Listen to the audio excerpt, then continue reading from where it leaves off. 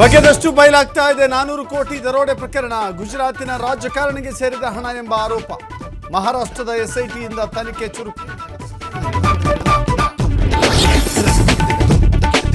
ಗಣರಾಜ್ಯೋತ್ಸವಕ್ಕೆ ಸಿದ್ಧಪಡಿಸಿದ ಭಾಷಣ ಓದಿದ ಗವರ್ನರ್. ರಾಜ್ಯದ ಜನರಿಗೆ ಸಂದೇಶ ನೀಡಿದ ತಾವರ್ ಚಂದ್ ಗೆಹ್ಲೋಟ್. ಸರ್ಕಾರದ ಸಾಧನೆ ಹಾಡಿ ಹೋಗಲಿದ್ದ ರಾಜ್ಯಪಾಲ.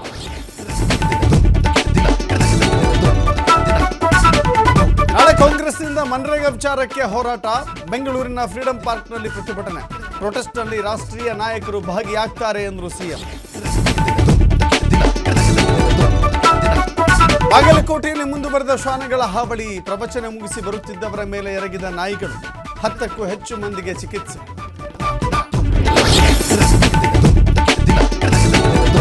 ಬಸವರಾಜ ರಾಯರೆಡ್ಡಿ ಭಾಷಣದ ವೇಳೆ ಕಲ್ಲೆಸೆತ. ಕುಕನೂರು ತಾಲೂಕಿನ ಬೆಣಕಲ್ ಗ್ರಾಮದಲ್ಲಿ ಘಟನೆ.